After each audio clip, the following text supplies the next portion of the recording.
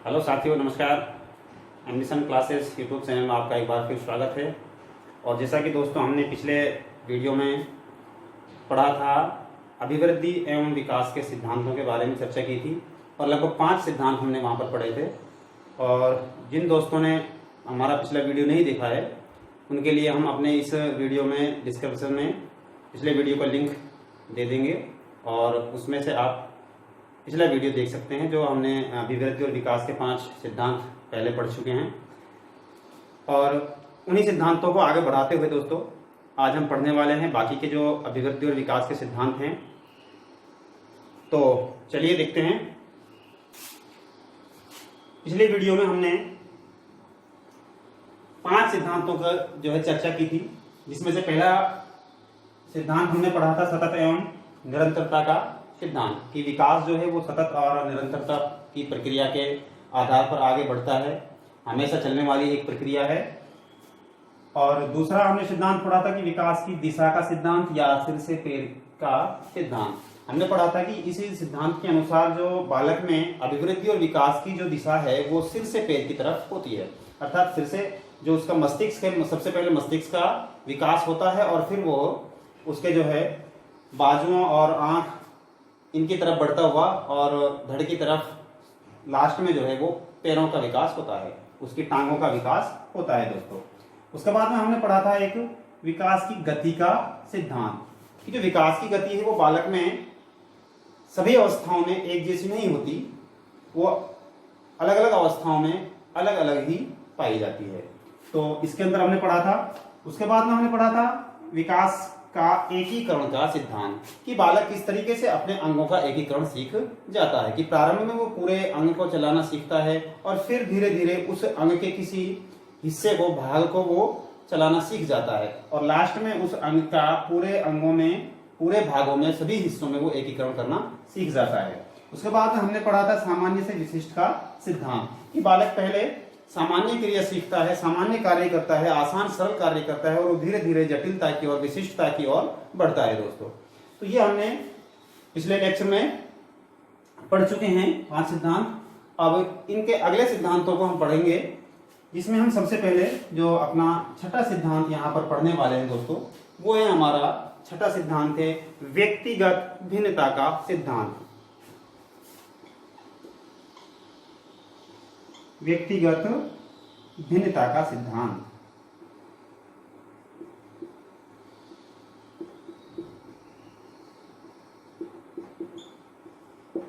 व्यक्तिगत भिन्नता का सिद्धांत दोस्तों हमें बताता है कि प्रत्येक व्यक्ति में अलग अलग विशेषताएं पाई जाती हैं कि कोई भी व्यक्ति, कोई भी 2 व्यक्ति समान प्रक्रियाओं के आधार पर समरूप नहीं हो सकते।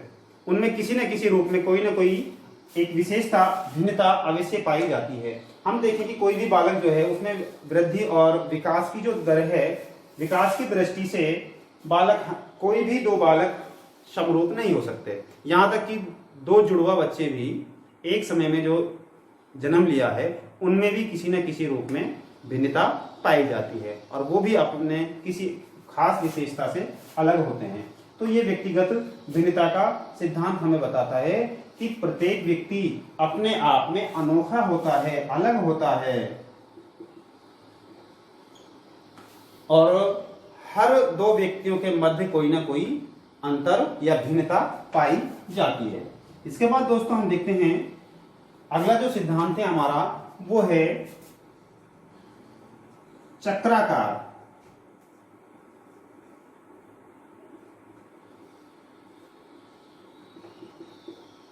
चक्राकार प्रगति का सिद्धांत। चक्राकार प्रगति का सिद्धांत हमें बताता है कि विकास की जो प्रगति है, विकास की जो गति है वो चक्राकार रूप में होती है, अर्थात जो विकास या अभिवृद्धि है बालक में वो रेखीय ना होकर, अर्थात सीधी ना होकर, लंबवत ना होकर एक चक्राकार रूप में होती है। जैसे इस रूप में होती है साथियों कि जो अभिवृद्धि विकास है उसकी जो प्रगति है वो बालक में सीधी नहीं होती, रेखीय नहीं होती है, लंबवत नहीं होती है, रेखीय नहीं होती। कैसी होती है? चक्राकार रूप में, एक चक्र के रूप में। इसको हम वर्तुलाकार भी कह सकते हैं। वर्तुलाकार भी कह सकते हैं कि वर्तुलाकार का सिद्धांत,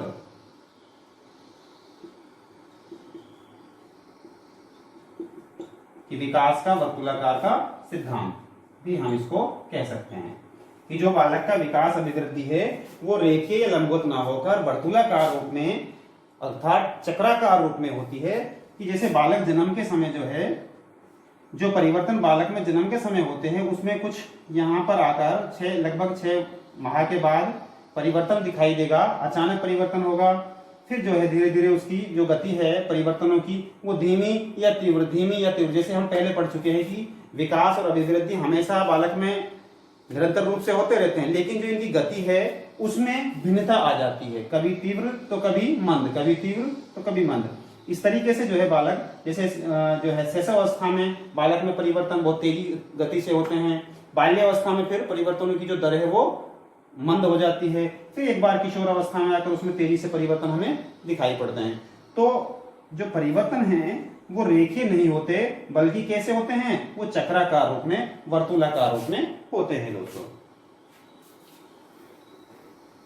इसके बाद हम देखते हैं अगला जो हमारा सिद्धांत है, 8वां सिद्धांत हम पढ़ते हैं समन्वय और संबंधता का सिद्धांत।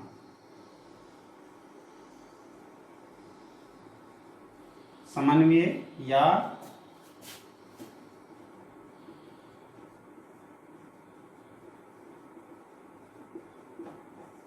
परस्पर संबंधता का सिद्धांत।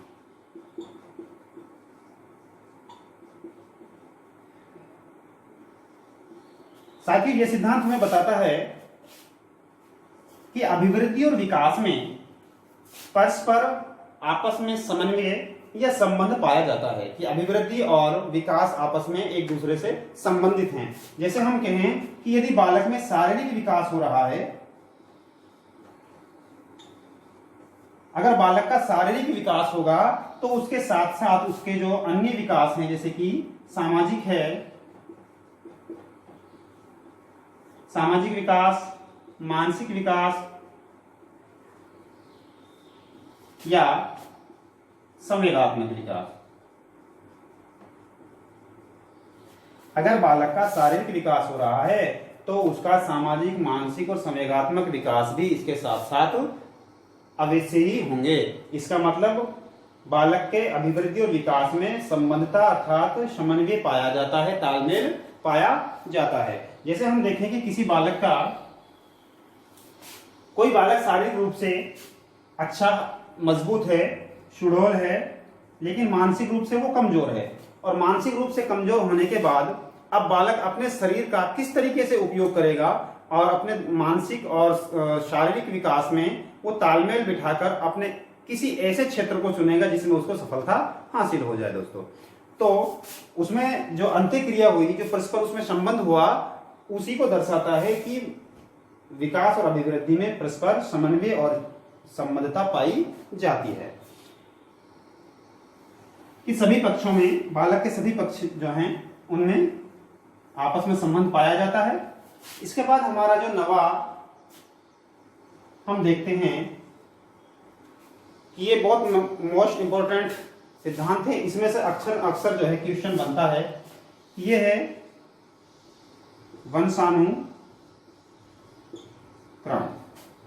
वंशानुक्रम व वातावरण।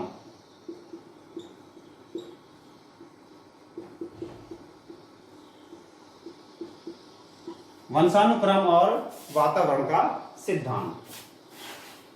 वंशानुक्रम वातावरण का सिद्धांत दोस्तों हमें बताता है कि अभिवृद्धि एवं विकास को वंशानुक्रम व वातावरण दोनों प्रभावित करते हैं, कि जो अभिवृद्धि है बालक की और विकास है वो वंशानुक्रम और वातावरण के द्वारा नियंत्रित होता है, प्रभावित होता है दोस्तों। हम यूं कहें कि जो अभिवृद्धि और विकास है वो वातावरण, वंशानुक्रम और वातावरण का गुणात्मक रूप होता है,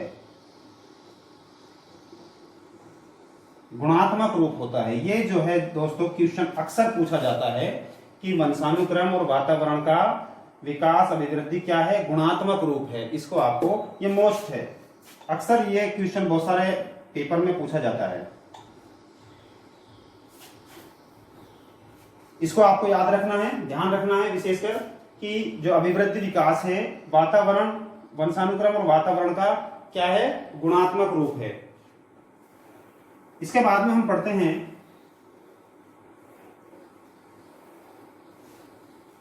अगला जो नियम है 10वां, समान प्रतिमान का सिद्धांत। समान प्रतिमान का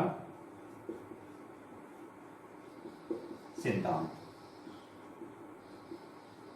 साथियों, समान प्रतिमान का सिद्धांत के अनुसार कि सभी प्राणियों में अभिवृद्धि और विकास एक उनके प्रतिमान के अनुसार होते हैं, अर्थात उनकी प्रजाति के अनुसार एक निश्चित श्रेणी में होते हैं दोस्तों। जैसे हम कहें कि जो मानव है, मानव के जो बालक हैं, कि मानव जाति के, मानव प्रजाति के सभी बालकों में, मानव प्रजाति के सभी बालकों में जो विकास है वो उनकी प्रतिमान अर्थात उनकी प्रजाति, उनकी एक निश्चित श्रेणी में होगा। और हम कहें कि गाय या हाथी जो भी है, गाय की जो प्रजाति है, अब जो गाय का जो बच्चा होगा और इधर मानव जाति का जो बच्चा होगा, अब मानव के सभी जो बच्चे हैं, मानव की प्रजाति के जो बालक हैं, उसमें एक निश्चित प्रतिमान में, अर्थात जो है कि जन्म के समय मान लो बालक इतना है, इसके अकॉर्डिंग ही उसकी जो है हाइट और विकास बढ़ता रहेगा। लेकिन यहां पर हम देखते हैं कि जन्म के समय जो गाय का बच्चा होगा वो थोड़ा बड़ा होगा मानव के बच्चे से। तो हम ये नहीं कह सकते कि भी मानव का बच्चा और गाय का बच्चा एक जैसा क्यों नहीं है, नहीं, क्योंकि इसकी प्रजाति अलग है और इसकी प्रजाति अलग है। इसलिए जो मानव का बालक है, मनुष्य का जो बालक है, उसकी प्रजाति से जितने भी बालक हैं उनका विकास समान श्रेणी से होगा। और यहाँ पर गाय है, हाथी है या दूसरे जो जीव हैं, उनके प्रतिमान के अनुसार उनके जीवों का विकास होता है। इसलिए हम कहेंगे कि समान प्रतिमान अर्थात समान प्रजाति के बालकों में, समान श्रेणी के बालकों में जो विकास की जो गति है, विकास की जो प्रक्रिया है, वो समान होती है। जैसे एक ही प्रजाति के सभी जीवों में एक निश्चित क्रम में अभिवृद्धि और विकास होता है। जैसे अभी हमने बताया कि एक मानव का बच्चा है और एक गाय का बच्चा है, दोनों में उनकी प्रजाति के, यानी कि गाय विशेष और इधर मानव विशेष, इनकी प्रजाति के अनुसार ही उसमें विकास की जो प्रक्रिया है वो आगे बढ़ती है। तो दोस्तों ये हमने यहाँ पर कुछ सिद्धांत पढ़े। इसके अलावा और भी सिद्धांत हैं, जैसे कि अगला सिद्धांत हम पढ़ते हैं एक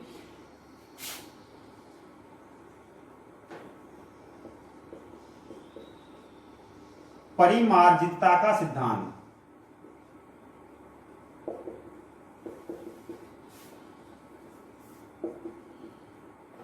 परिमार्जितता का सिद्धांत। दोस्तों परिमार्जित सिद्धांत जो है कहता है, परिमार्जितता का सिद्धांत कहता है कि अभिवृद्धि और विकास को अर्जित किया जाता है। जैसे एक बालक कमजोर शरीर को व्यायाम करके या जिम करके सुडौल और मजबूत बना लेता है, तो हम कह सकते हैं कि उसने जो अपना शरीर है वो क्या किया है, अर्जित किया है। जो उसकी बनावट है उसने क्या की है, अर्जित की है। इसलिए इसको परिमार्जितता का सिद्धांत कहा जाता है दोस्तों। तो दोस्तों ये हमारी चर्चा हुई इन सिद्धांतों के बारे में, और आगे भी हम इनको पढ़ते हैं। तो डिटेल से जानने के लिए एक बार हम देखते हैं कि इनको पूरी तरीके से विस्तार से जानते हैं। तो आइए विस्तार से जानते हैं। देखिए, व्यक्तिगत भिन्नता का नियम कहता है कि दुनिया में कोई भी दो व्यक्ति समान नहीं हो सकते, कि संसार में कोई भी दो व्यक्ति एक समान नहीं हो सकते, उसमें कोई ना कोई भिन्नता पाई जाती है। कि प्रत्येक व्यक्ति जो है वो अपने आप में अनोखा होता है, अर्थात सभी में कोई ना कोई व्यक्तिगत अंतर अवश्य ही पाया जाता है। यहां तक कि दो जुड़वा बच्चे जिन्होंने एक मां के पेट से जन्म लिया है, उनमें भी दोस्तों कोई ना कोई भिन्नता अवश्य ही पाई जाती है। अर्थात कहने का मतलब यह है कि व्यक्तिगत भिन्नता हर मानव में पाई जाती है। अगर हम यूं कहें कि एक ही समय में जन्म लेने वाले 4 बालक, वो भी आपस में कभी भी भिन्न नहीं हो सकते हैं। उनकी भी वजन में, लंबाई में, मोटाई में, कोई ना कोई रंग रूप में कोई ना कोई अवश्य अंतर मिलता है। इसके बाद जो है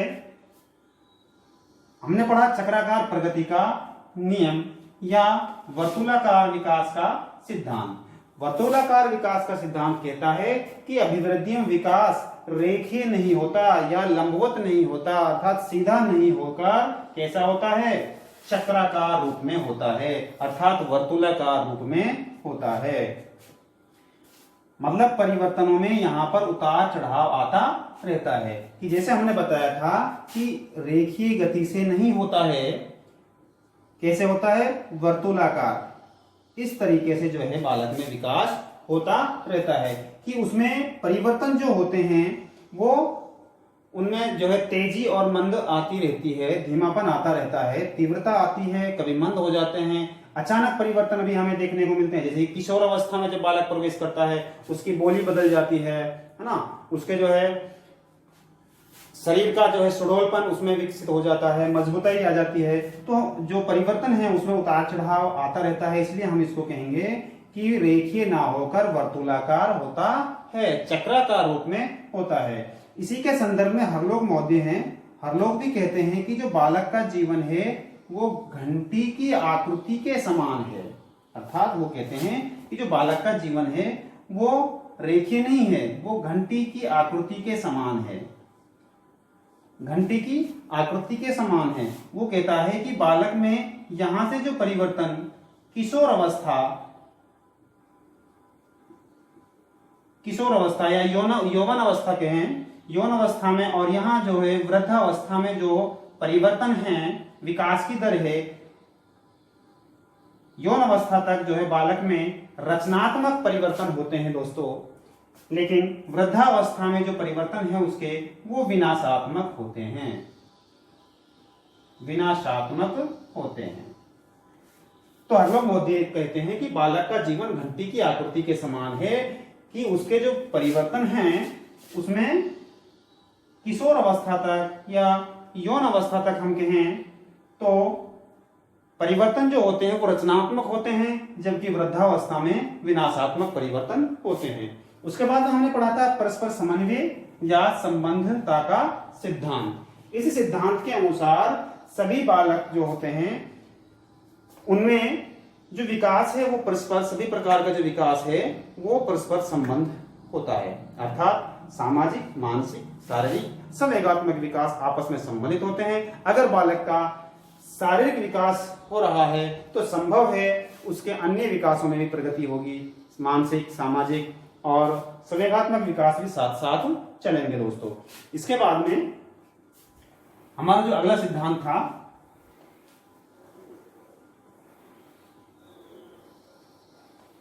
उसको हम यहां पर विस्तार से जानते हैं।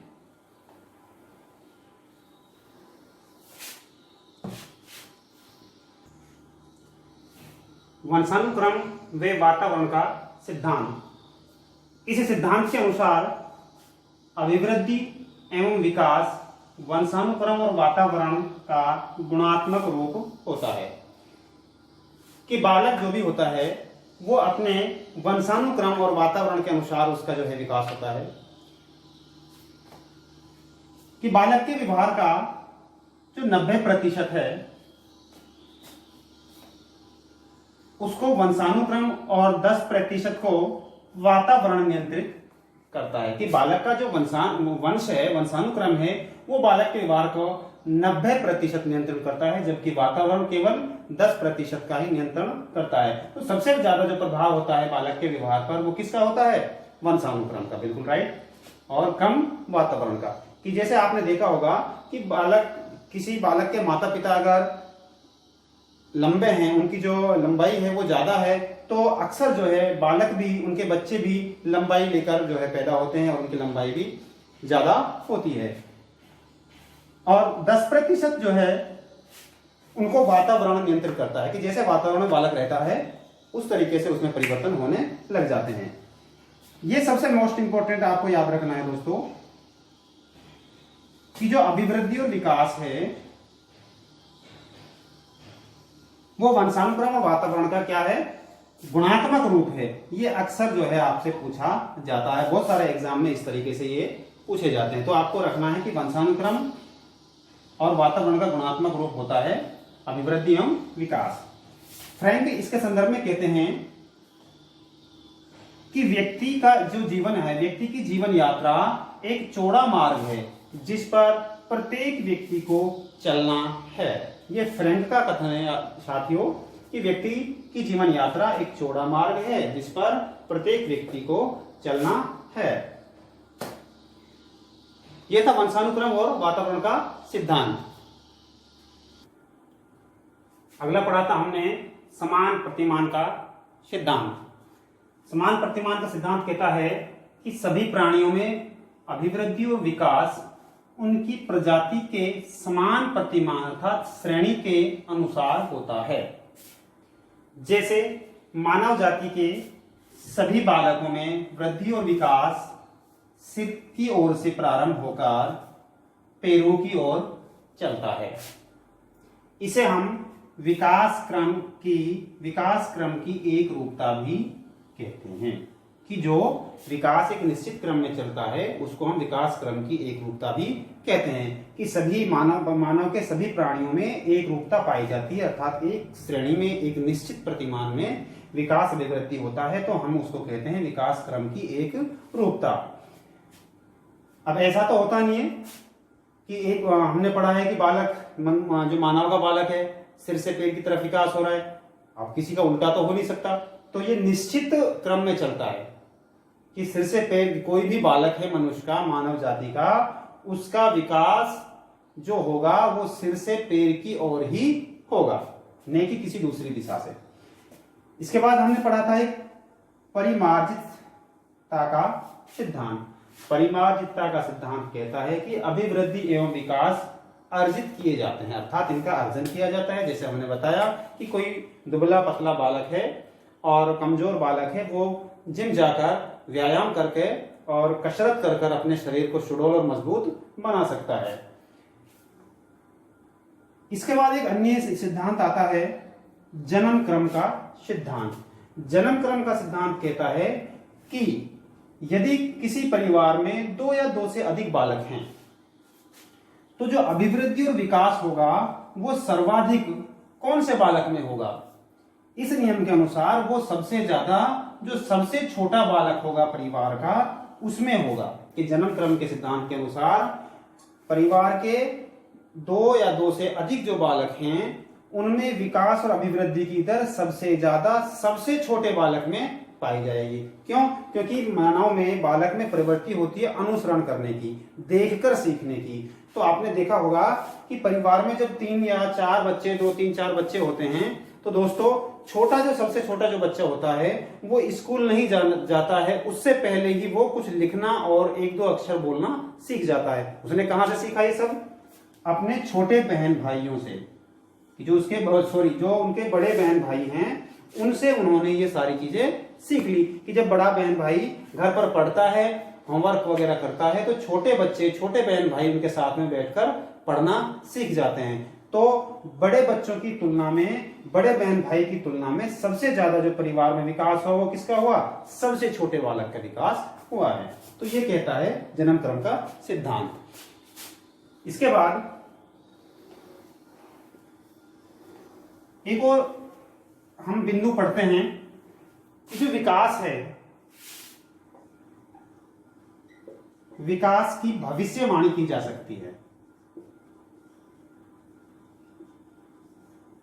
भविष्यवाणी की जा सकती है।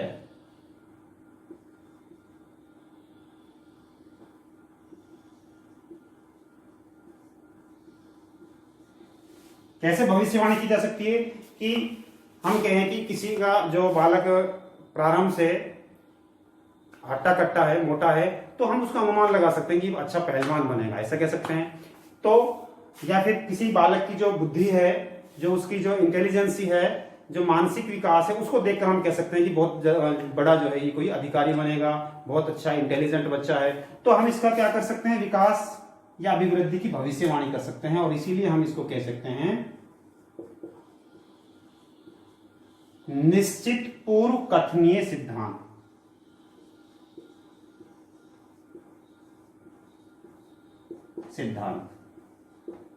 कि हम पूर्व में कुछ कथन कह सकते हैं, निश्चित कथन कह सकते हैं उसके शरीर को, उसके जो है व्यवहार को देखकर कि बालक का व्यवहार कैसा है, तो हम उसमें पूर्व कथन कर सकते हैं कि ये बालक जो है बड़ा होकर ये बनेगा। इस तरीके से हम उसके बारे में कुछ कथन कह सकते हैं।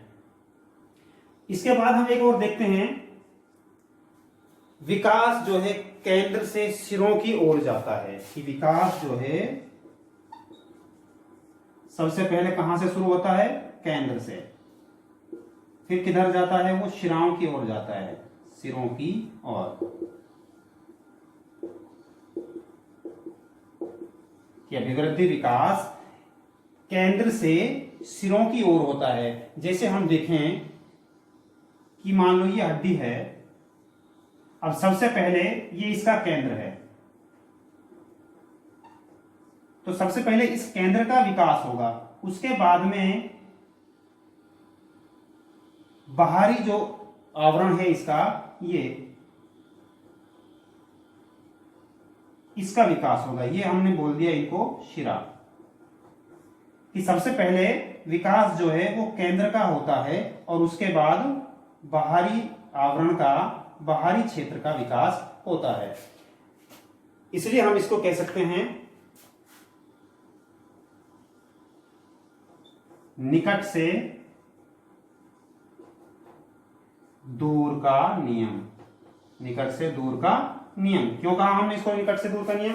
कि सबसे पहले जो निकट है, यानी कि यहां से केंद्र का विकास हुआ, फिर यहां इस तरीके से, इसके बाहरी आवरण का धीरे धीरे बढ़ता बढ़ता जो है विकास वो सिराओं की तरफ चलता है। इसलिए हमने इसको कह दिया निकट से दूर का नियम। तो दोस्तों ये थे हमारे कुछ सिद्धांत अभिवृद्धि और विकास के। उम्मीद है आप लोगों को समझ आया होगा, और अगर पसंद आया है हमारे लेक्चर, तो नए हमारे साथी जो हमसे जुड़े हैं उनसे निवेदन है एक बार फिर कि हमारे चैनल को सब्सक्राइब करें, बेल आइकन को दबाएं ताकि लेटेस्ट वीडियो आप तक पहुंच सके।